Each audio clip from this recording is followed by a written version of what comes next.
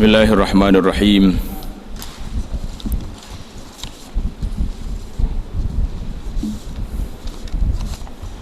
Alhamdulillahil aliyyil a'la. Khalaqaz zawjayn adh-dhakara wal untha min nutfatin idza tumna wa anna 'alayhi an-nash'ata al-ukhra. Wassalatu wassalamu 'ala an-nabiyyil mukhtar wa ala alihi wa sahbihi al-akhyar wa man tabi'ahum bi ihsanin ila yaumiddin, amma ba'd. Alhamdulillah, syukur kita kepada Allah Subhanahu wa taala kerana pada pagi yang mulia ini dapat lagi kita berkumpul di dalam rumah Allah dalam satu majlis ilmu. Pada hari ini kita bincang khusus dengan tentang satu tajuk, iaitulah yang disebut sebagai isu semasa dalam masyarakat, terutama lagi musim-musim cuti sekolah seperti sekarang ini, di mana pada musim ini ramai umat Islam yang telah melaksanakan satu majlis yang baik, iaitulah majlis perkahwinan anak-anak lelaki dan perempuan mereka. Majlis perkahwinan adalah satu majlis yang baik, yang merupakan suatu ibadah kepada Allah Subhanahu wa taala. Kenapa ibadah? Karena inilah jalan yang boleh menyelamatkan manusia daripada terjerumus ke lembah perbuatan yang diharamkan oleh Allah Subhanahu wa taala. Inilah keindahan Islam. Kalau orang tanya di mana indahnya Islam, Islam ini dia tak sekat satu benda kecuali ada ganti. Dia tidak buang satu perkara kecuali ada tukarannya. Dia panggil ada badil. Kalau kita buat benda ni tak ada ganti, itu dia panggil tak tepat. Bila kita haram benda ni, innallaha harrama wa ahallallahu al-bai'a wa harrama ar-riba. Allah SWT menghalalkan jual beli, dia haram riba.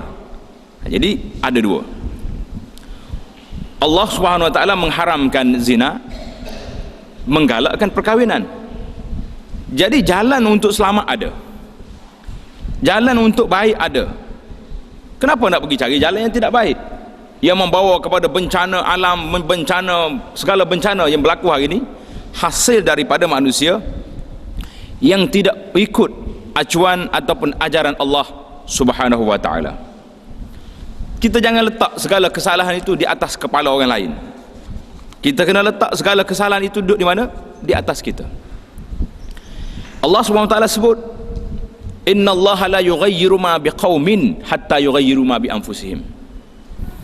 Allah Subhanahu wa taala tidak ubah perjalanan satu kaum sehingga mereka sendiri ubah. Ayat ini telah ditafsirkan oleh ahli-ahli tafsir moden hari ini, iaitulah manusia kena berubah. Kalau kampung kita ni tak ada bantuan banyak, jalan tak betul, bangunan tak banyak, ubah pemimpin yang ada supaya projek mari. Itu tafsir yang dipakai oleh orang hari ini. Bila sebut ayat innallaha la yughayyiru ma biqaumin, tuan-tuan kena ubah. Kalau tak ubah, lagu ni lah keadaan sampai bila-bila. Betul ke tafsir lagu tu? Itu tafsiran yang dibuat oleh orang sekarang. Tafsir yang tepatnya yang dikehendaki oleh Allah dalam ayat ini, innallaha la yughayyiru ma biqaumin, Allah Ta'ala tidak ubah suatu kaum itu hatta yughayyiru ma bi anfusihim, sehingga mereka sendiri ubah diri mereka. Artinya manusia dalam keadaan baik, manusia dalam keadaan tenang, tidak ada bala bencana mari. Tapi kalau kamu ubah ketenangan ini, ubah dengan apa? Ubah dengan maksiat. Ubah dengan apa? Ubah dengan kemungkaran. Ubah dengan apa? Ubah dengan menentang Allah SWT. Yughayyiru, Allah Ta'ala akan ubah keamanan yang ada ini, bala akan turun. Jadi ayat Quran kita tak boleh tafsir mengikut selera kita je. Dia ada tafsiran dia. Mu nak suruh aman, tetap aman damai dalam negeri kamu, dalam kampung kamu ini, macam mana aman damai? Kekalkanlah duduk di atas landasan yang diredai oleh Allah Subhanahu wa taala. Allah tak ubah. Bahkan ditambah lagi nikmat, ditambah lagi kebaikan, ditambah lagi segala limpahan rahmat daripada Allah SWT akan turun mencurah-curah. Baldatun tayyibatun. Tapi bila manusia ubah perjalanan, jadi siapa yang bersalah dalam bab ini? Kita yang bersalah apabila kita yang mengubah kebaikan yang sedia ada, keharmonian yang sudah ada ini, kita pergi tukar. Maka kita yang bersalah dengan Allah Subhanahu wa taala. Itu maksud ayat innallaha la yughayyiru ma biqaumin. Allah Taala tidak ubah perjalanan hidup manusia ini, mereka sendiri yang ubah perjalanan dia. Itu tafsir Allah SWT kepada kita. Bila sebut tentang perkahwinan ini, Allah Taala telah sebut dalam satu ayat suratun Nisa, surah An-Nisa ayat yang pertama. Kalau orang kata Islam ini diskriminasi, ini bahasa orang moden, diskriminasi. Bahasa orang kapur kitanya, Islam ni hina orang tina, jatuh taraf orang perempuan, tidak sama rata dengan orang perempuan. Tuan-tuan cari dalam Quran, mana ada suratul rijal, surah orang laki-laki, ada dalam Quran? Tak ada. Tapi suratul Nisa, surah perempuan, ada dalam Quran. Itu hebat orang perempuan lagi. Jadi kehebatan orang perempuan itu duduk mana? Dalam Quran tu hawi surah nak dia. Panjang pula ayatnya, bukannya pendek. Kalau surah An-Nisa sama dengan surah Wal Asri pun tak apa dah. Ada surah satu surah. Ya orang kira 114 surah ni salah satu daripada surahnya perempuan. Jadi amba teringat satu cerita surah Quran ni. Waktu Allah yarham ayahanda kita dulu, dia pergi ceramah di satu kampung, nama dia Kampung Lembu. Kalau ada orang Kampung Lembu, tiba-tiba seorang pakcik tu menangis. Dia kata, Tok Guru, amba malu, kampung amba nama Lembu. Dia kata, apa malunya? Malu apa ke lembu? Lembu hak kita makan, hak kita pegang, lembu belakang. Kalau kita malah apa, orang panggil sepuluh lembu juga. Tak gitu kan? Buat lembu kenyal. Lembu ni boleh belakang. Hak alik makan apa boleh, alik banding itu jadi belakang ke dia. Dia kata, pakcik tak ingat kau? Surah hak paling panjang dalam Quran nama apa? Suratul Baqarah. Baqarah tu makna apa? Lembu. Lembu dalam Quran ada apa malunya? Kesai mata pakcik tu. Takdir Allah SWT 2 tahun lepas pergi semula ke Kapul Lembu tu, cari pakcik tu tak ada dah, kata. Kata mana pakcik yang teriak sampai dulu tu? Teriak apa 30 tahun dulu mati dah dia, rahimahullah. Baik. Dalam suratul Nisa ayat yang pertama lagi Allah SWT telah firman pada kita, auzubillahi minasyaitonirrajim. Ya ayyuhan nasu taqu rabbakumul ladzi khalaqakum min nafsin wahidah wa khalaqa minha zawjaha wa bassa minhuma rijalan katsiran wa nisaa wattaqullaha alladzi tasaaluna bihi wal arham innallaha kana 'alaikum raqiba. Maksudnya ya ayuhan nas, wahai sekalian manusia. Dalam ayat Quran ni dua tu saya bercakap. Satu, ya ayyuhalladzina amanu. Itu dia biasanya ya ayyuhalladzina amanu dia akan sebut tentang hukum. Ya ayyuhan nas umum pada semua manusia. Hei manusia semua. Iaitu ya ayyuhan nas, hei manusia semua. Kalau kita tengok dalam Quran susunan ayat tu, An-Nida'ul Awal, seruan yang pertama dalam Quran ayat mana? Dalam suratul Baqarah, ya ayuhan nasu'budu rabbakumul ladzi khalaqakum. Hei manusia. Pasal nak suruh orang sembah Tuhan ni kena panggil hok tak sembah tu. Ya ayuhan nas, hei manusia semua. Tak kira lamu ni Cina, India, orang putih, orang hitam, manusia belaka dia. Apa dia kerja kamu semuanya? Perintah Allah Taala kepada kita, u'budu rabbakum, sembahlah Tuhan kamu. Jadi itu dia panggil An-Nida'ul Awal, seruan yang pertama. Dalam ayat ni Allah Ta'ala kata, ya ayuhan nas, wahai manusia sekaliannya, bertakwalah kepada Tuhanmu yang telah menciptakan kamu dari seorang diri. Allah Ta'ala buat Adam, kemudian daripada Adam mari zuriat dia, keturunan dia sampai ke hari kiamat akan berlaku daripada tu Adam. Orang cerita buluh betul, buluh belok tu cerita karut lah, kau tak sedut dengar. Buat cerita dongeng, buat ngulik anak gitulah. Mana ada orang mari pada buluh dah. Ini nas Al-Quran. Wa khalaqa minha zawjaha, dan daripada Adam itu Allah ciptakan isterinya. Siapa dia isteri dia? Orang Melayu panggil Tok Hawa, nama dia Hawa. Nah, sebut comel-comel nama Tok yang kita tu, Hawa nama dia. Wa bassa minhuma rijalan katsiran wa nisaa, dan daripada keduanya Adam dan Hawa Allah memperkembangbiakkan laki-laki dan perempuan yang ramai. Semakin hari semakin biak. Hari ini dunia jadi sempit dengan sebab apa? Manusia ramai. Tapi ramainya manusia hari ini apa jadi? Ini yang kita nak bincang sikit hari ini. Apa jadi bila yang kita ramai ini dengan suasana yang ada hari ini, nampaknya ramai yang tidak berkualiti. Tak sampai tahap yang dikehendaki sebagai orang yang digeruni oleh musuh-musuh Allah, yang ditakuti oleh syaitan dan lain-lain. Allah Ta'ala sebut di akhir ayat ini, wattaqullah, dan bertakwalah kepada Allah dengan mempergunakan namanya, dan kamu saling meminta satu sama lain, dan peliharalah hubungan silaturahim. Jadi dalam ayat ni kita kena ingat, Allah SWT sebut dalam ayat Quran ini, wattaqullaha alladzi tasaaluna bihi wal arham. Hubungan silaturahim memang kena kukuh. Baik, jadi itu di antara wattaqullaha alladzi tasaaluna bihi wal arham. Allah Ta'ala sebut dalam ayat ni supaya kita jaga hubungan silaturahim. Nak jadi hubungan silaturahim macam mana? Kena ada besan dan kena ada menantunya. Sesungguhnya Allah selalu menjaga dan mengawasi kamu. Allah Ta'ala sudah jaga kita, dan Allah Ta'ala mengawasi segala pergerakan kita. Jadi tentang kelebihan kahwin ini sangat banyak.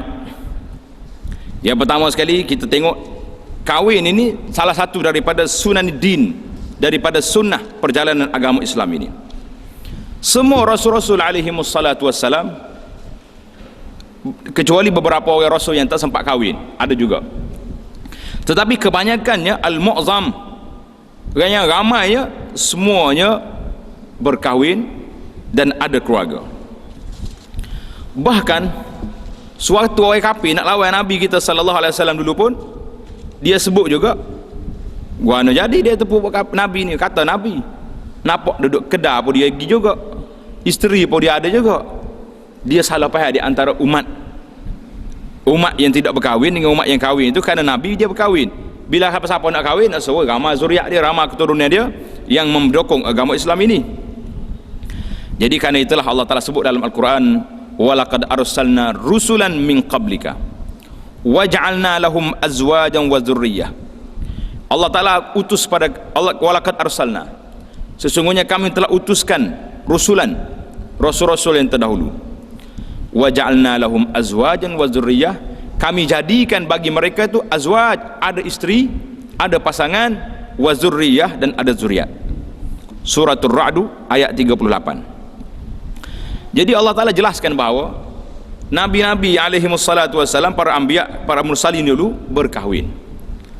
Tujuan kahwin ini nak suruh ramai umat dia, dan ada juga sebahagian daripada mereka perkahwinan itu menjadi ujian pada dia, seperti Nabi Lut dengan Nabi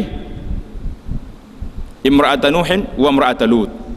Jadi Nabi Lutnya isteri dia sendiri yang tidak beriman dengan dia. Jadi ayatnya bahawa kita ni tak boleh percaya sangat dengan satu-satu benda kecuali tawakal kita kepada Allah Azza wa Jalla.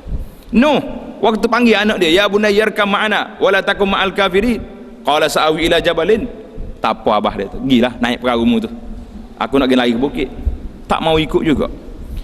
Jadi tujuan apa Allah Ta'ala uji setengah-setengah para anbiya ini dengan ujian ini? Untuk apa? Nak suruh kita sendiri yang tidak Nabi ni berhati-hati. Berhati-hati. Jadi kalau kita hidup belajar, isteri tak pergi mengaji, kita yang duduk ikut kuliah, anak-anak kita duduk ikut TV, ada harapan kata ada harapan berlaku pertemuan di antara dalam rumah kita sendiri? Ada kata ada? Akan berlaku. Ayahnya minat kepada Islam, anaknya minat kepada congek motor contoh, bininya pula minat ke lagu Ustaz. Jadi tiga mazhab dalam rumah tak sama berlaku. Pasal tidak sepala, kerana kita tidak ambil satu rumah, satu ibadah, satu kuliah, satu. Biar suami boleh kata ustaz ni sebut, bini boleh kata juga ustaz tu sebut, pasal dia pergi juga ngaji. Ini yang jadi masalah kita hari ni, tuan-tuan muslimin dan muslimat. tidak harmoni ya suasana apabila kita terlalu yakin kita nak jadi orang baik, keluarga kita biar lok Tuhan jaga. Ini hak ramai hari ni. Dalam masalah kekeluargaan kita agak ketinggalan kerana kita tawakal pada Allah SWT, kita yang pergi. Ada setengah tu bukan sakat pergi ngaji je, tinggal kapur halaman lagi, rumah anak ikut mula siapa dia nak naik motor ke, nak naik basikal, congek kereta ke, ikut. Yang penting pok duduk di masjid. Ini tanggungjawab kita dengan Allah SWT. Yang pertama sekali tanggungjawab kita, ku anfusakum wa ahlikum, jaga diri dan jaga keluarga. Jadi nak jaga orang lain itu kena jagalah keluarga kita, jangan terlupa. Tidak jadi salah kita pergi tinggal tu, tapi biar ada selari dari sudut kerja-kerja. Kata Nabi SAW dalam hadis Tirmizi, arba'un min sunanil mursalin, 4 perkara daripada sunnah rasul-rasul yang terdahulu. Yang pertama al-haya, sifat malu. Kalau dah tak ada sifat malu, habis berapa boleh jadi belaka. Jadi itu di antaranya. Wat ta'attur, suka pakai wangian. Di kita belilah air wangi, beli air wangi pun yang ya standard lah sikit. Malah aku pakai tu kak bau macam-macam. Orang duduk dekat kita pun sakit hidung jangan. Beli comel sikit. Wasiwak, bersugi, wan nikah, berkahwin. Jadi 4 sunanil mursal ini, malu, suka pada wangian, siwak, bersugi dan berkahwin. Itu di antara perkara yang disebut oleh Nabi sallallahu alaihi wasallam tentang sunnah perkahwinan. Oleh kerana majlis kahwin ni satu majlis ibadat, jelas dah kepada kita. Ibadat ke tidak ibadat perkahwinan ni? Ibadat. Kenapa tidak ibadat? Kerana lawan daripada kahwin itu zina. Zina itu maksiat. Dalilnya dalam hadis Nabi sallallahu alaihi wasallam yang Nabi kita sebut daripada hadis ini, hadis Bukhari daripada Sa'ad bin Abi Waqqas radhiyallahu taala. Nabi kita bersabda, innaka lan tunfiqa nafaqatan tabtaghi biha wajha Allah illa ujirta 'alaiha hatta ma taj'alu fi imra'atik. Nabi kata apa? Innaka lan tunfiq, kamu tidak beri nafkah, satu nafkah, satu belanja yang kamu buat. Tujuan kita belanja ni tabtaghi biha wajha Allah, kerana menuntut pahala daripada Allah Subhanahu wa taala, illa ujirta 'alaiha, kamu akan diberi pahala oleh Allah.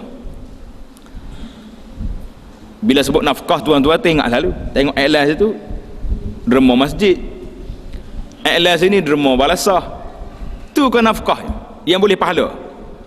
Hak tu kita faham belaka dah, faham tak faham tu jelas dah. Bagi derma tabung masjid boleh pahala, bagi tabung tu boleh pahala, bagi kita jangan terlupa. Nabi kata apa? Hatta ma taj'alu fi imra'atika, sehingga suapan makanan yang kamu letak dalam mulut isterimu pun sedekah. Jadi kalau kita faham gini, taklah berlaku sedih sangat dah. Minggu lepas seminggu dah duduk makan ikan apa ni, ikan tambal ya, tanya-tanya boleh piti sekali-sekala. Apa salah buat kali ikan hok comel sikit hok besar. Dia kata mahal tu, mahal pun ingatlah buat kelik makanan ke rumah kita tu kerana apa? Nak menyukakan isteri dan anak-anak kita ni sedekah. Sampai situ lu ayatnya, ibadat tak ibadat. Kalau tuan-tuan faham konsep ibadat, perkahwinan ibadat, maka itu menunjukkan bahawa kita tidak akan rasa sayang, tidak akan rasa apa ni kupi dengan anak-anak sendiri. Ni tidak anak nak makan, bodoh ni makan semacam mana, selagi tak mati kena makan, mati baru tak makan, orang lain boleh makan pula.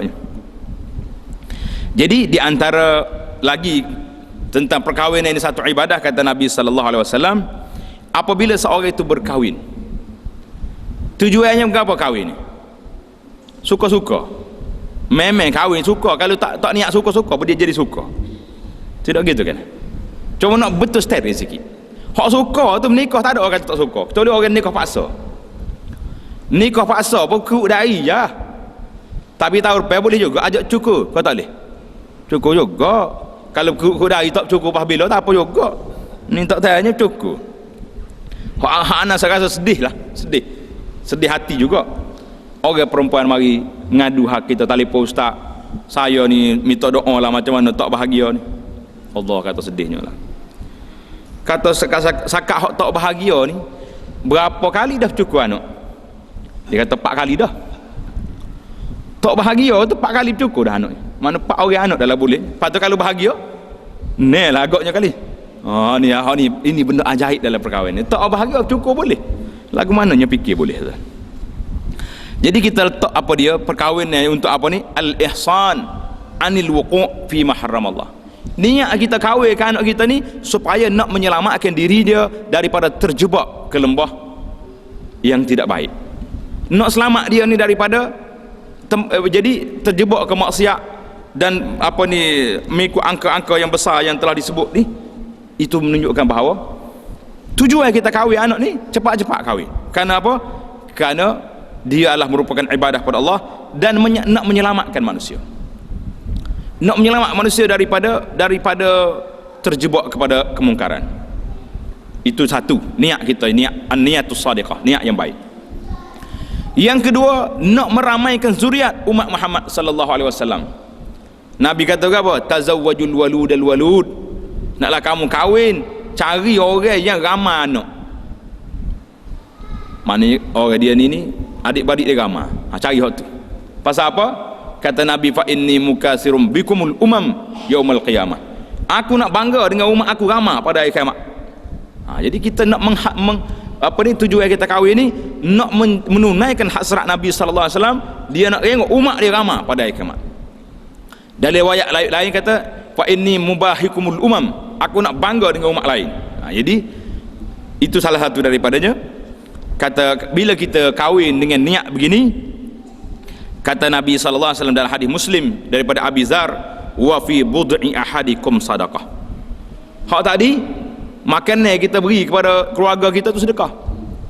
Hak ni wa fi bud'i ahadikum, hubungan suami isteri pun sedekah. Sahabat-sahabat terkejut juga. Qalu ya Rasulullah, wahai Rasulullah, ayati ahaduna syahwatahu wa yakunu lahu fiha ajrun. Sedap soalan ni. Dia soalan ni yang menambahkan lagi keyakinan kita. Ya Rasulullah, orang tu kalau tidak sedekah pun memang dia sukalah, syahwat dia tu selesai dengan suami isteri dia tu, apakah dia boleh pahala juga?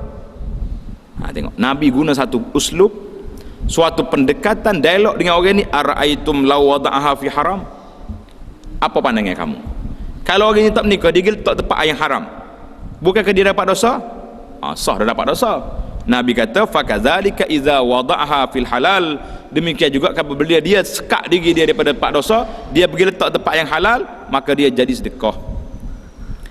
Jadi jelaslah kepada kita bahawa apabila majlis yang kita adakan inilah satu majlis sedekah, majlis yang diredai oleh Allah Subhanahu wa taala, maka kita mesti jaga.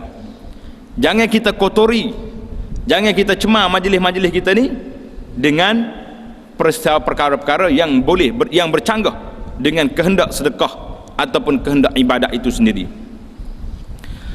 Di antara kelebihan perkahwinan lagi, iaitulah salah satu daripada cara untuk nak menyelamatkan manusia ni daripada kerusakan di atas muka bumi. Nabi kata apa? Ya ma'syaras syabab, wahai orang muda, man istata'a minkumul ba'ata falyatazawwaj. Siapa di kalangan kamu yang mampu, hendaklah dia kahwin. Fa innahu aghaddu lil basar. Kerana perkahwinan itu menundukkan pandangan mata. Nak tengok apa orang lain lagi? Bini dia ada dah. Jadi kalau ada bini pun nak pergi tahu orang lain juga, hak tu orang panggil di luar kawasan dah lah tu. Bahasa jenis pasal lain tu. Wa ahsanu lil farji, dan dia lebih terkawal daripada melebih kawalan kepada faraj dia. Kerana benda tu sama dengan hak lain pun. Wa man lam yastati' fa alihi bis-shaum fa innahu lahu wija. Siapa dia tak mampu, maka adalah dia berpuasa, kerana puasa ini akan menjadi ubat untuk menurunkan taraf nafsu dia. Itu di antaranya. Kemudian pesanan Nabi sallallahu alaihi wasallam lagi kepada mak ayah. Jadi ibu bapa, apa dia nasihat Nabi kepada kita? Nabi kata apa? Ayyuhal aba wal ummahat, wahai bapa-bapa, wahai ibu-ibu. Kata Nabi sallallahu alaihi wasallam, idza atakum man tardawna dinahu wa khuluquhu fazawwiju. Wahai bapa, wahai ibu, idza atakum, apabila datang ke rumah kamu Man tardawna dinahu. Tengok yang pertama sekali, orang yang kamu redha agamanya. Kita tengok dah orang ni orang baik, redha dari sudut agama, mari dengan perwatakan nampak muka tu muka orang salat, muka orang semaya. Wa khuluquhu, perangannya baik, orang lain pun cerita perangai dia baik. Fazawwijuh, maka kahwinkanlah anak perempuan kamu dengan orang itu. Jangan banyak soalan pelik-pelik sangat kak. Illa taf'alu takum fitnatun fil ardi wa fasadun arid. Kalau kamu tak nak juga agama, tak nak khuluk perangai apa, tidak nak, duk nak ke kereta besar saja ya, duk nak ke pakak besar saja ya. Oh mari kereta besar juga pakai jadi selalu, lepas-lepas menikah baru tahu kereta pinjam. Jumpa lagi je tak kat maya ajak lepas dah tahu anak kita nyok lagi dah orang dah. Nak jadi apa? Nabi kata kalau kamu tak nak juga ni, hok mari agama pun tak nak, khuluk pun tidak nak, illa taf'alu hutakum fitnatun fil ardi, dia akan bawa fitnah datang muka bumi, wa fasadun arid, akan menjadi kerusakan yang begitu besar sekali. Jadi nak situ seorang laki-laki pergi jumpa dengan Sayyidina Al-Hasan bin Ali. Hasan bin Ali ni siapa? Cucu Nabi sallallahu alaihi wasallam. Dia kata apa? Syekh Hasan, orang panggil, pergi tanya pandangnya lah. Macam kita lah ni, orang mari minta anak kita, dia pergi tanya pandangnya tuan guru Syekh Hasan bin Ali ni radhiyallahu taala anhuma. Dia kata, Syekh, ada orang mari minta anak perempuan saya, khatabah, mari minta anak perempuan saya, faman uzawwijuha, saya nak kahwin siapa anak perempuan saya, nak wis siapa? Amal orang minta. Kata di Hasan, zawijha minat taqi. Ini sifat natu kita ni. Zawijha minat taqi, kawinkanlah anak perempuan kamu dengan orang yang bertakwa. Bertakwa di sini payah kita nak cek. Nak cek setara mana tahap takwa tu susah. Kalau kita tengok di zaman kita hari ni, di zaman ghurbatul Islam ni, terasingnya agama hari ni, kalau kita tengok orang ni nampak semaya betul, perwatakannya cantik, boleh kita kata orang ni bertakwa tu. Nak suruh jadi alim, warak berlaku, tak payahlah nak jumpa. Tapi kalau hak kekal semaya, bukan hak berlaku semaya, hak semaya sengoti. Hak berlaku semayanya mari rumah kita tak mudah. Ya. Tak mudah maya. Cerita macam-macam orang buat. Bila suruh maya apa ni? Suruh teh jadi tu email juga. Maya maghrib pun 3, itu maya apa ni? Maya subuh 3 rakaat. Tu orang tanya apa maya 3 tu? Berapa panjang kau dia tu? Ajak Nawi 4 sat ni. Nak kata gua anu. Mujur tu 3 kalau 4 panjang lagi. Cerita nakal banyak kau orang ayat cerita. Jumpa menantu pelik-pelik ni. Tak. Kita jangan cari orang berlaku semaya, cari orang semaya. Iqamatis salat, yuqimunas salat. Orang yang mendirikan salat. Boleh tak boleh cek tengoklah. Tanya kawan-kawan dia, tengok dia sayang dengan siapa. Tengok dia punya sumber rezeki pula nampak halal, kerja dengan baik walaupun tidak besar, alhamdulillah cukup. Tapi kalau kerja besar pun duduk makan haram, duduk di pusat judi, duduk di pusat riba, buat apa? Tidak selamat juga kita. Kata Hasan, zawijha minat taqi, kawinkanlah anak perempuan kamu daripada orang yang bertakwa. Kenapa? Fa in ahabbaha akramaha, kalau dia sayang, dia akan muliakan isteri dia. Wa in abghadaha lam yazlimha, kalau dia benci pada isteri dia, dia tak akan zalim orang itu. Hari ini berapa banyak isteri-isteri yang digantung tanpa tali? Tak tahu dah di kampung kita ni ada ke tidak. Tapi isteri yang gantung tak tali ni cukup banyak.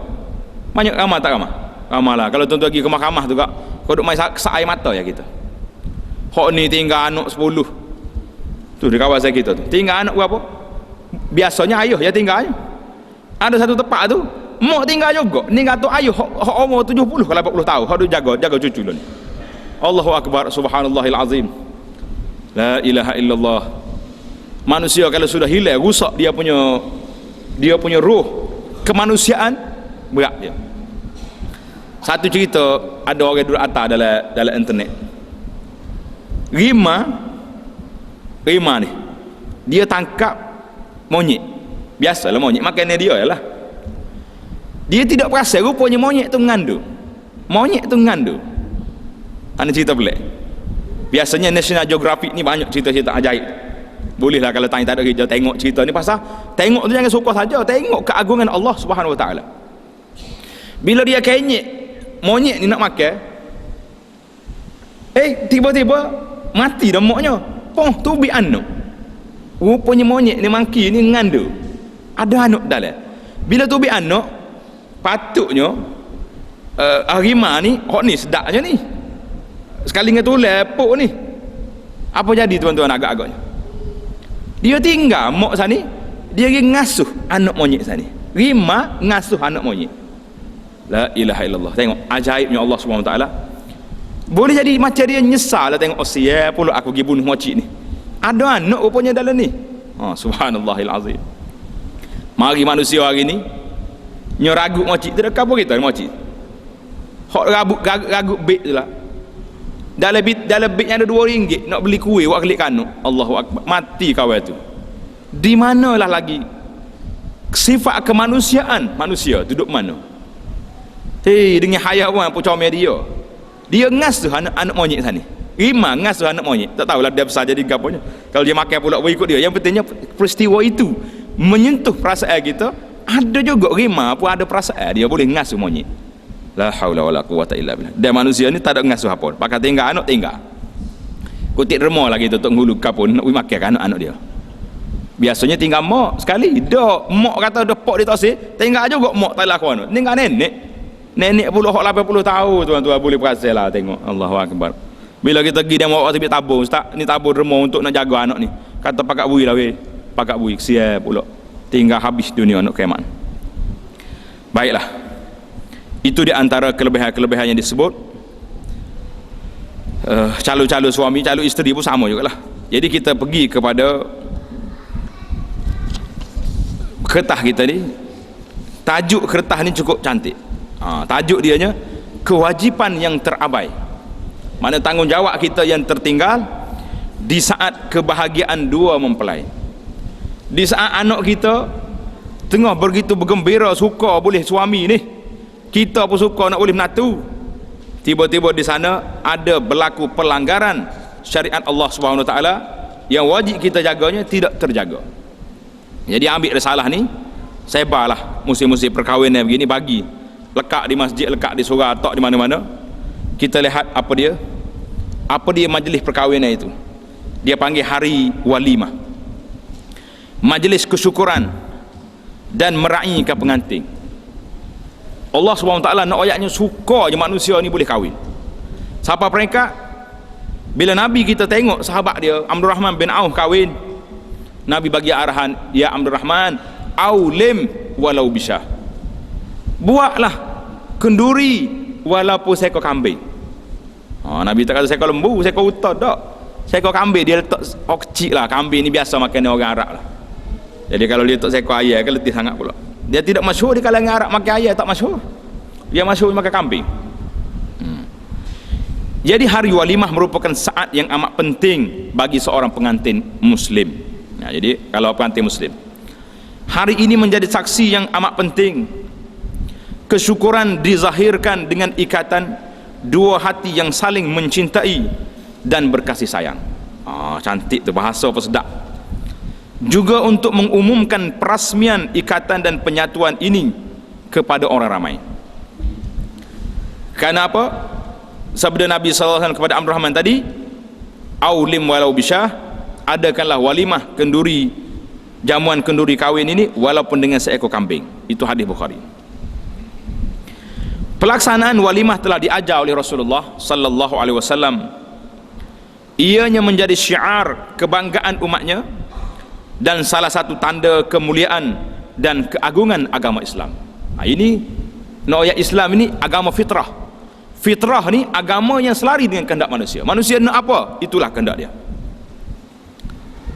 Ketika kebahagiaan ini sedang diraih dan disyukuri dengan meriahnya, majlis sebegini juga seringkali dicemari dengan perkara-perkara yang dibenci oleh Allah, dibenci oleh Rasulnya dan orang-orang yang beriman. Maka wajib ke atas kita saling memperingati sesama manusia, sebagaimana firman Allah Ta'ala, lu'inal ladhina kafaru min bani Israel ala lisani Dawud wa Isa bin Maryam zalika bima asaw wa kanu ya'tadun kanu la yatanahau an munkarin fa'aluh labi'sa ma kanu yaf'alun. Maksudnya telah dilaknat orang-orang kafir dari Bani Israel dengan lidah Nabi Daud dan Isa ibnu Maryam. Karena apa dilaknat? Kerana mereka derhaka dan selalu melampaui batas. Mereka tidak saling mencegah kemungkaran yang mereka lakukan. Sesungguhnya amat buruk perbuatan yang selalu mereka lakukan itu. Jadi orang dulu kena laknat dengan sebab apa? Sebab tidak melaksanakan tugas al-amru bil ma'ruf, suruh benda baik, melarang benda mungkar. Maka untuk melaksanakan tugas ini, di sini diingatkan beberapa ajaran Rasulullah sallallahu alaihi wasallam yang perlu diberi perhatian di dalam mengendalikan majlis perkahwinan. Yang pertama, bertujuan untuk melaksanakan ibadah kepada Allah. Kita letak situ tujuan majlis kahwin kita untuk apa? Ibadat kepada Allah. Tadi kita sebut dah, kahwin itu sedikit ibadat, iaitu dengan niat mencari keridaan Allah dan mengikut sunnah Rasulullah sallallahu alaihi wasallam, bukan untuk berbangga-bangga dan menunjukkan kemewahan dan kekayaan. Jadi tujuan kita majlis kahwin ni bukan nak bangga dengan orang, tidak. Kalau nak bangga, apa jadi? Nak bangga 3 ekor lembu berubah, panggil habis orang seluruh dunia ni. Hak kita kena buat kad juga pelik-pelik, kad jemputan. Kad jemputan hari ni tuan-tuan menakutkan kita. Takut tak takut? Letak dah gambar adik dengan abang tepek situ dah. Nikah kedak lagi tu. Biasa buat akad ni tak nikah lagi. Kau akad nikah dulu, nikah kata. Tak lagi. Mungkar, kad jemputan tu mungkar dah. Tok gambar stepek dua tu, ya subhanallah. Kadang-kadang hok mari suruh kad hamba tu pakai serban dia. Kata menikah dah kau dua orang ni. Tak lagi ustaz. Lepas tu dia gambar macam tepek pokok belangkah ni bukan jadi ni. Ai budak-budak. Jawablah budak-budak. Pok budaknya gapo kerja? Pok budaknya. Kerjaannya buat budak ya. Tanya nak menikah tak lah kawan habis, pakai bayar ngomong ni anak habis. Ni penyakit. Kak jemputan pun mungkar dah. Awal patai lagi mungkar. Itu satu. Beringat molek ayat kanuk jangan malu ayah weh. Kalau anak nak menikah sehari dua ni kata jangan malu orang tua. Gambar tu kalau nak letak juga pun letak jauh-jauh lah. Alik ni sebelah, contoh lah. Gitu nak. Jangan ni kau stepek dah tak. Skopo dah tak nikah lagi nyo. Kau menikah dah. Tak lagi muka baru nak berlari kok. Boleh repair belagaknya. Boleh ni ketubik dekat nyo. Nak kata kuan ustaz, dia buat di Kuala Lumpur lagi buat balik. Kita je bagi je. Nak kata kuan. Royak kanok petai lah. Kalau buat kad ni aku tak bagi. Pakai foto stek kertas dalai tu holo kau orang begitu ya. Kita kena tegas, mak ayah ni kena tegas dengan anak. Kalau duk main ikut budak, salah budak belakang, salah budak. Banyak lagi ikut budak depan ni. Jadi tujuan kita buat majlis bukan kerana nak mewah-mewah, bukan kerana nak bangga-bangga. Sebab kalau sekadar kita nak bangga bukan kerana Allah, kita tak ada pahala tuan-tuan. Berkat pun tak ada.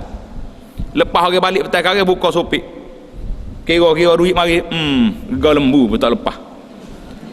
Hak ni lah serabut ajak orang Melayu ni. Dia bakit lalu. Kalau ajak tokel 50, ajak sama gu ni 5 ria kepal hala buka warna muka 5 ria. Kepal masuk ke dalam tangan lah tak. Lepas-lepas orang ramai pula kak. Tapi kalau 50 tak kepal, mana? Ambil lah akak pula boleh poket tu gini tak je nak. Ambil lah sumbangan sikit pasal 50. Yalah, nanti. Baiklah. Perkara yang kedua, di antara adab yang kedua yang perlu diingat, menghindari perbuatan syirik dan khurafat. Ini kita nak menikah ibadat, tiba-tiba buat syirik dan khurafat. Di dalam masyarakat kita terdapat beberapa adat dan kebiasaan yang melibatkan penyengutuan syirik kepada Allah Subhanahu wa taala. Nauzubillah.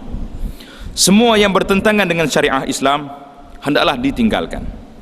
Hindarkanlah daripada bertemu dukun untuk menentu masa dan hari majlis perkahwinan. Banyak kita dengar.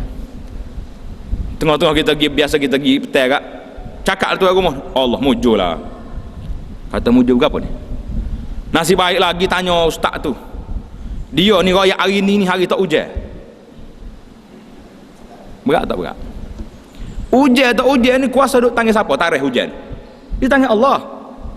Pasal tu Nabi kita larang jangan mengata hujan ni dengan sebab bintang kaza-kaza, binau'i kaza. Nau' tu nama bintang.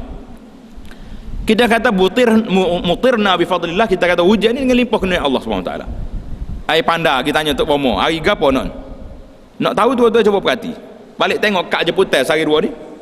Ada hari tertentu tak ada orang menikah. Patutnya 2 minggu majlis kahwin, biasa cuti sekolah 2 minggu ni penuh majlis kahwin dak. Tutup dapur orang tino kita di rumah.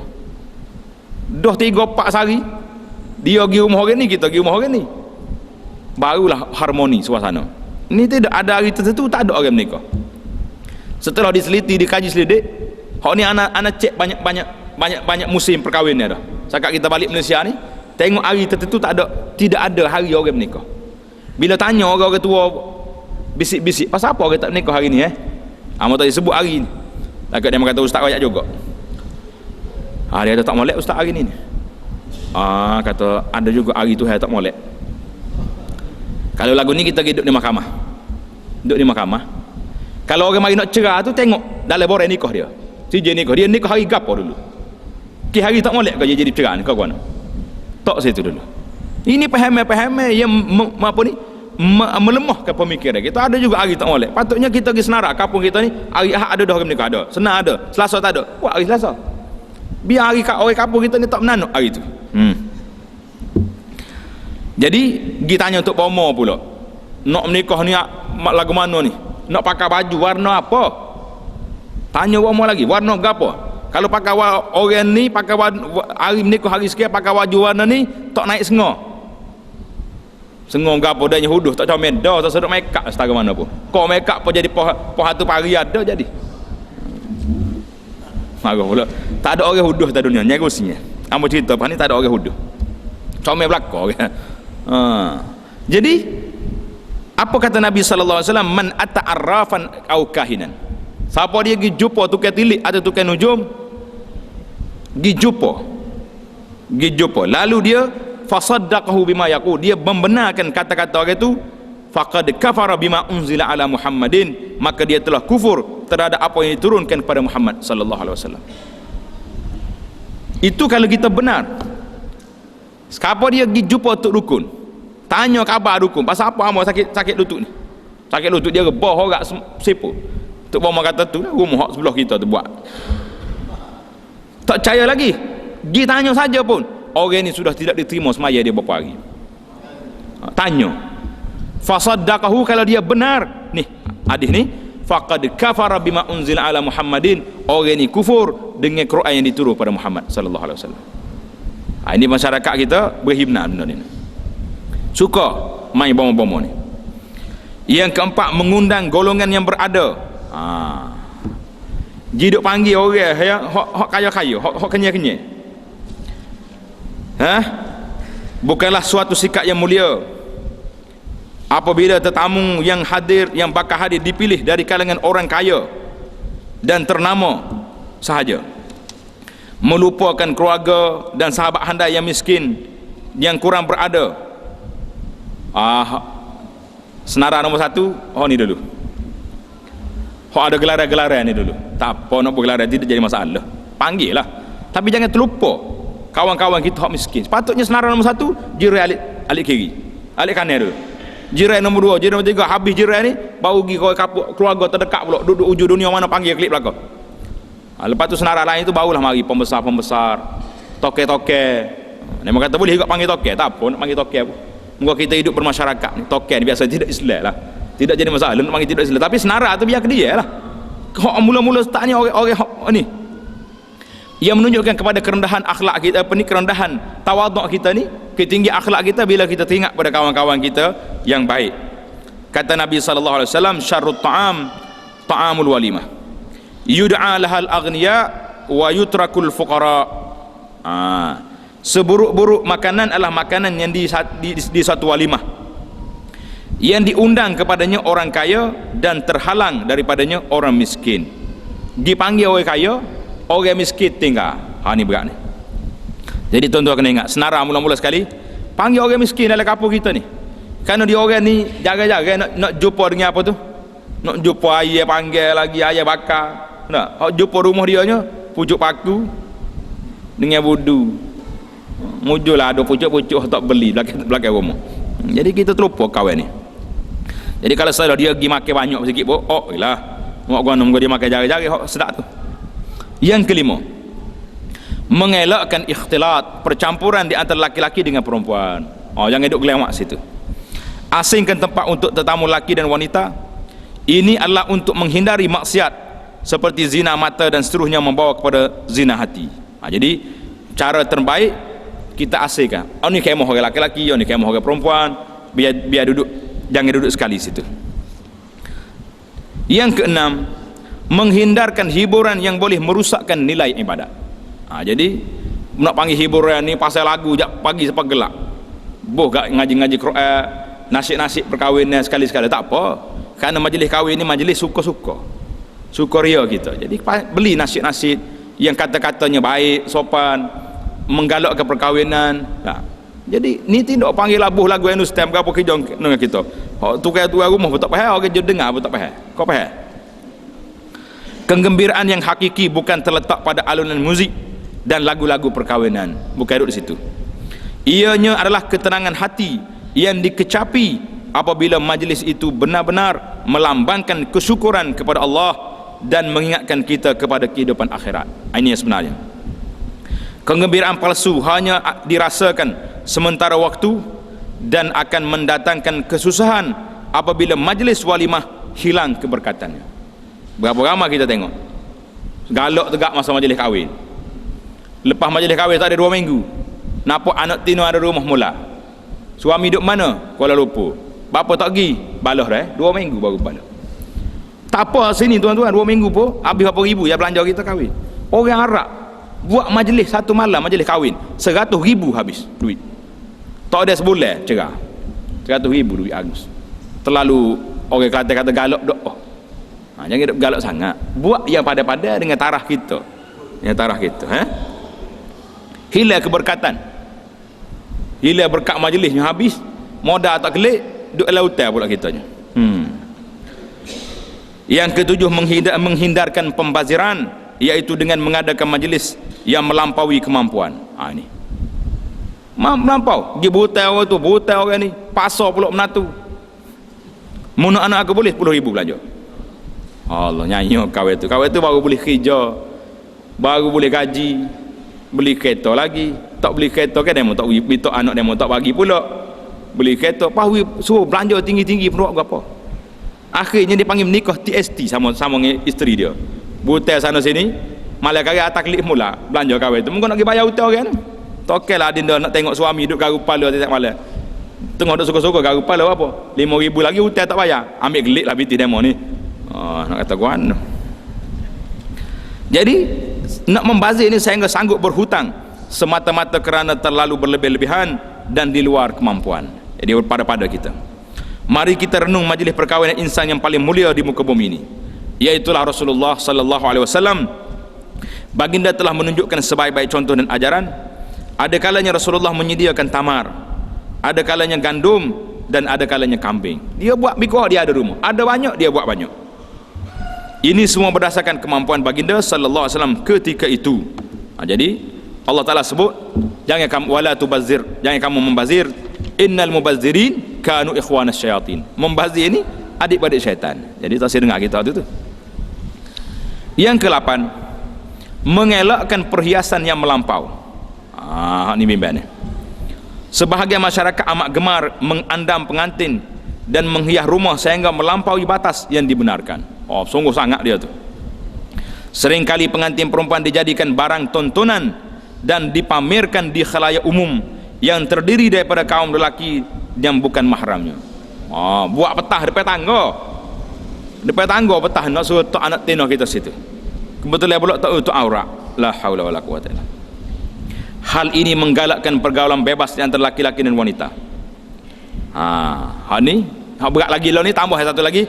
Apatah lagi jika juru solek dan juru gambar yang digunakan adalah kaum lelaki wanita jadian. Kena wanita jadian ni. Kena. Bahasa sini pak pandai ni lah, guna pak pandai ni. Dia jatuh nak jadi tino. Ni guna khidmat ponda ni. Amba sebut serai lah ponda sini. Ponda ni banyak sekali syarikat-syarikat anda pok anda ni. Kita ni lah hak juru-juru hak masjid surah dah ni pun.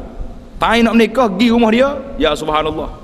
Ayah hongga turut dia tengok ustaz mari ni hongga petel mari salah jauh lagi, minta maaf lah ustaz, budak-budak lah belakang tu dia takut kita marah pondek atas rumah.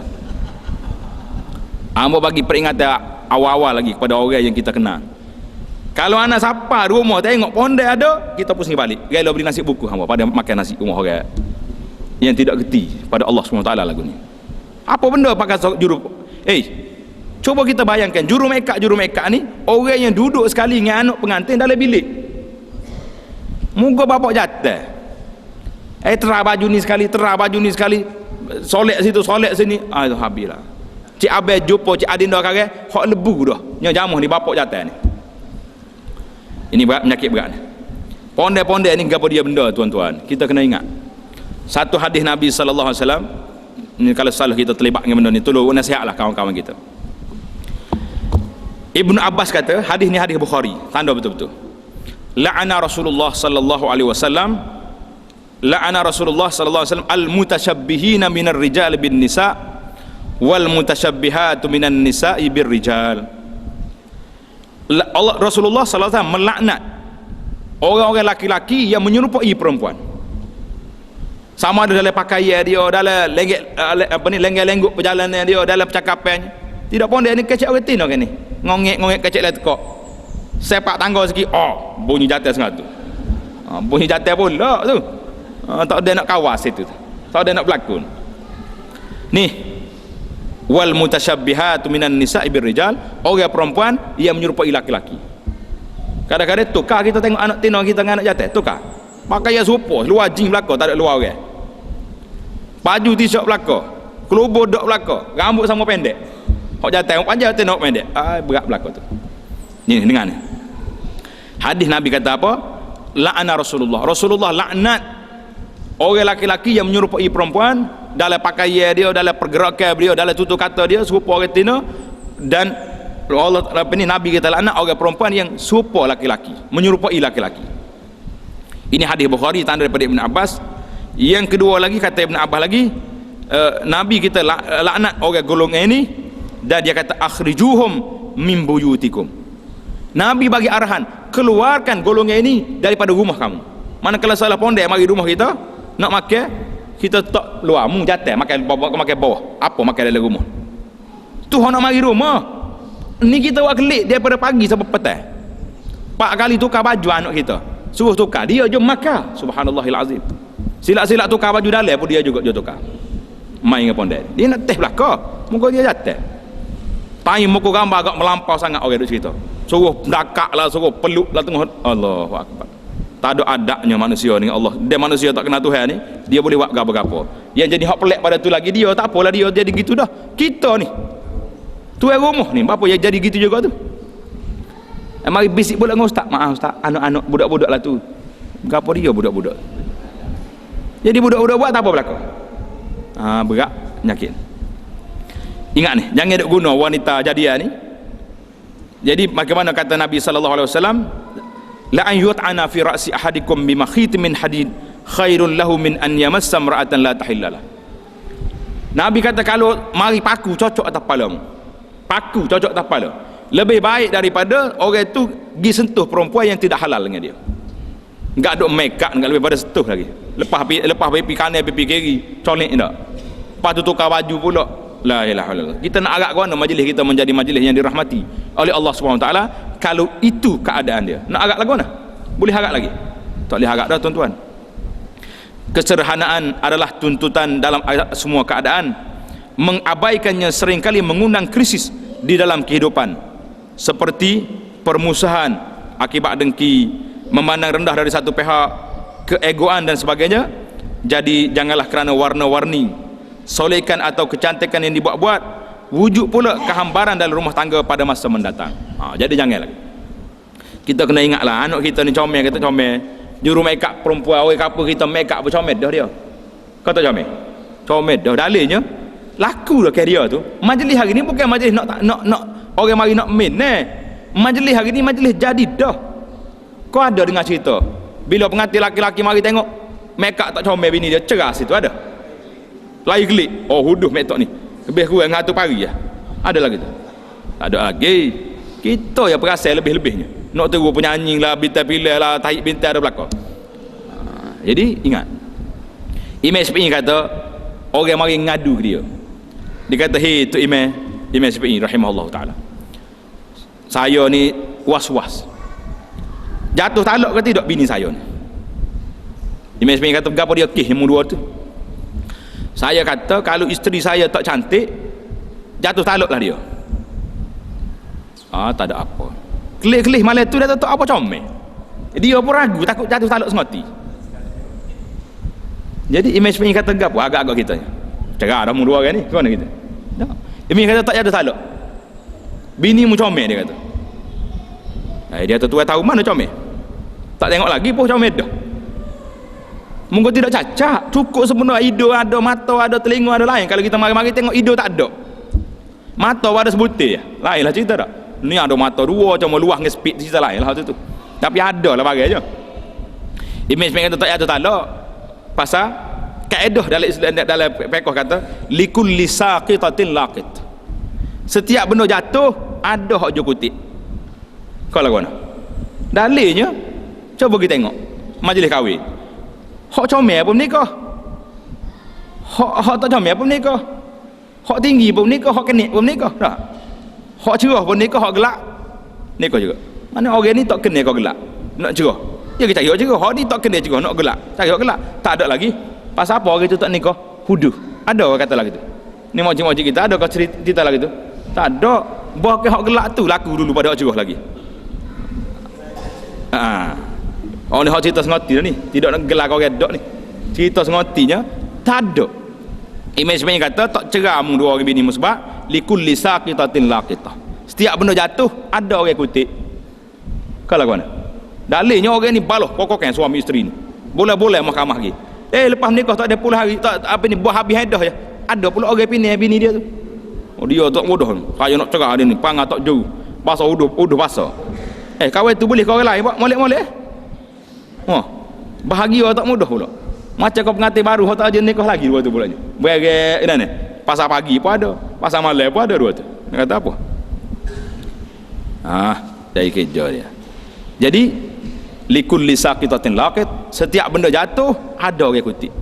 Tak usah kata gapo kita ni sapuh jatuh, ada orang bandar yang kutip. Apa dah daun jatuh kambing mari makan. Supaya orang apa jangan bimbang. Jadi kalau bimbang kan pondek ni takut tak laku anak kita, tak laku mana majlis nikah laku dah. Jangan duduk mengaru. Jadi masalah itu semua tu dia panggil paham karut dalam kepala kita saja. Yang kesembilan, memberikan ucapan selamat serta mendoakan kedua mempelai serta keluarga mereka. Para hadirin jarang sekali mendoakan keberkatan apabila melihat pengantin. Ni kita letih ni. Hak ni kita terlupa, bahkan tidak mengetahui pun doa tersebut. Ini suatu amalan yang penting, kerana doa yang ikhlas akan dimakbulkan Allah insya-Allah taala. Hak kita doanya dalam kad jemputan. Dalam kad jemputan ni kita tahu dah. Kad jemputan ni bila orang terima dia akan tahu. Lepas majlis kahwin tidak tahu kan itu siapa. Kalau kita tulis dengan bismillah lagi, tulis alhamdulillah lagi, dengan doa lagi, satukanlah hati anak aku ni seperti Adam dengan Hawa. Betul lah dua orang tu. Satukan hati aku dengan Muhammad dengan Khadijah. Betul dah. Satukan hati seperti apa ni, Zulaikha dengan Yusuf. Zulaikha dengan Yusuf ni ahli-ahli tafsir masih lagi keliru. Betul ke tidak dia orang itu nikah dua tu? Nabi Yusuf nikah dengan Zulaikha ke tidak? Jadi tak usahlah cari doa yang pelik-pelik. Kita cari doa yang diajar oleh Nabi sallallahu alaihi wasallam dalam doa perkahwinan. Cuba bayangkan seandainya semua hadirin mendoakan pengantin, kita panggil 1,000 orang mari, semua doa kepada pengantin sebagaimana yang diajar oleh Rasulullah sallallahu alaihi wasallam, alangkah indah dan bahagianya. Rasulullah, sesungguhnya Allah Maha mendengar dan memperkenankan doa hambanya. Marilah sama-sama kita mengamalkan ajaran Rasulullah sallallahu alaihi wasallam ini. Di antara doa yang sering diucapkan kepada pengantin, coba ikut ni. Barakallahu laka wa baraka alaika wa jama'a bainakuma fi khair. Itu kalau kita jumpa pengantin laki-laki. Kalau pengantin perempuan, barakallahu laki wa baraka alaiki, tukar bagi wa jama'a bainakuma fi khair. Atau kalau payah sangat arak belit lidah nak sebut payah, ngomong ke Melayu. Semoga Allah memberkatimu dan mencurahkan berkat ke atasmu dan mengumpulkan kedua-dua kamu dalam kebaikan. Kalau setiap orang salah dengan pengantin, semoga Allah Ta'ala beri berkat pada kamu, bahagiakan kamu berdua. 1000 orang berdoa hari tu tuan-tuan. Nya ada seorang hak mulut masih, hak Tuhan kabul doa, alhamdulillah harmoni hidup anak kita. Ni seorang pun mari, tak ada siapa dia berdoa. Letih tak letih kita. Tidak lupa juga doa keluarga pengantin. Kita doa pula keluarga dia. Seperti ucapan Rasulullah sallallahu alaihi wasallam, Allahumma barik lahum fima razaqtahum waghfir lahum warhamhum. Ya Allah, ampunilah mereka dan rahmatilah mereka dan berkatilah mereka pada apa yang telah engkau kurniakan pada dia. Dia jamu kita doa pula kepada keluarga dia. Jadi lepas doa ni kalau tak kepar pun tak apalah tu tak. Mengko doa tu pentingnya, kepar tu boleh dah. Kau tak doa tak penting. Hak salah genggal ni hak penting. Kita dah nampak situ. Ustaz doa tak jadi. Dia lagi masyarakat Melayu ni, kalau nak doa, ustaz doa kena angkat tangan lalu. Jadi tidak syarat gitu. Dengan kita saling dengan pengantin, barakallahu laka wa barak. Jadi setengah orang ni pengantin tak mari-mari, kadang-kadang anak sendirilah pergi lagi rumah orang jemput kahwin. Kata mana pengantinnya? 4 kali panggil tak turun-turun lagi. Kita nak saling nak ucap doa ni lah. Nak kata barakallahu laka sekurang-kurangnya. Kalau tak ada orang lain pun adalah tok lebah hak miss orang ni. Betul doa juga ke dia. Panggil tak tahu dia tu mana, tak tahu sibuk kat luar mana. Sibuk dia tunggu adik dalam. Pani boleh lah adik tu. Tobik kalau lu jumpa orang ni, sibuk dengan muka gambar. Sekelik lah ustaz pun cakap dia tunggu ke dia. Jadi itu di antara doa. Doa-doa ni tuan-tuan boleh dapat dalam kitab kita ni, nama dia Perisai Muslim. Perisai Muslim ni hak Jawi ada, Rumi ada. Kita ambil kitab ni, pergi foto setiap besar-besar, bagi tahu ke kalau kita nak majlis kahwin tu, kita pergi tempat awak kai spanduk nikah. Jangan duk buh gambar teno jatuh duk dekat jangan. Malu kau orang. Ambil doa ni tok depan khemah kita tu. Biar orang mari tu, tuan-tuan DJ kau dia panggil. Hak juru heboh ni. Tuan-tuan diminta supaya baca doa ni sekali seorang kepada pengantin. Dia comel. Tok situ besar-besar. Barakallahu laka wa baraka alaika wa jama'a bainakum fi khair. Lekat dinding tu. Tulis dengan kertas pun tak apa. Yang penting jangan orang lakah ya. Sebab doa. Cantik tak cantik? Tak ada benda tak comel hak Nabi kita ajar. Jadi dalam kitab kita ni Perisai Muslim ni lengkap doa untuk pengantin. Lepas tu pengantin lelaki pula, bila dia masuk kagak jumpa dengan isteri dia, letak tangan atas dahi, baca dulu doa tu. Dalam kitab ni adalah kalau kita nak kono serajah lalu hari ni. Jadi baca doa, lepas pada sudah letak tangan atas dahi baca kepada isteri dia tu, lepas tu doa pula karya-karya nak bersama pula. Ada doa belaka, ambak dulu syaitan ni. Barulah insya-Allah taala anak hok mari sesok, anak yang telah terkawal daripada godaan syaitan. Ni bagai tak kira berapa ni. Bila boleh anak cari tak suruh doa. Doa ustaz ni anak nak cukur ni, nak suruh jadi baik. Dia tak boleh situ tuan-tuan. Nung lagi masa nak proses tu. Situ lagi kena startnya. Kawalan tu kena duduk situ. Kalau orang kerja hospital ni kat vaksin ni cocok ni. Cocok ubat ni tidak awal lagi kan. Sebelum mari penyakit lagi kena cocok. Jadi kitanya nak beri vaksin ke anak kita ni, waktu nak buat nak proses tu kena baca dah doa situ tu. Kalau tidak tinggallah kitanya. Sudah baru nak jadi, hak jadi tu, hak itu dah dalam. Kena ubat cara lain lah. Jadi itu sajalah yang dapat kita bincangkan. Demikianlah risalah ini. Mudah-mudahan kita dapat memahaminya dengan fahaman yang benar tanpa disulami dengan keraguan terhadap kitab Allah dan sunnah Rasulullah sallallahu alaihi wasallam. Bertepatan dengan hadis ini, taraktu fikum amraini lan tadillu ma in tamassaktum bihima kitab Allah wa sunnata nabiyhi, kata Nabi sallallahu alaihi wasallam. Wa sallallahu ala sayyidina Muhammadin wa ala alihi wa sahbihi ajma'in. Dan kita doakanlah kepada semua pengantin-pengantin baru yang akan berkahwin sehari dua ni, supaya mereka juga mendapat hidayah dan taufik daripada Allah SWT. Allah Ta'ala beri berkat kepada kita. Yang penting bagi kita hari ini tuan-tuan muslimin dan muslimat, harmonikan majlis kita itu daripada benda-benda yang tidak baik. InsyaAllah Ta'ala kita harap ianya akan beri satu keselamatan kepada kita. Wallahu ta'ala a'lam.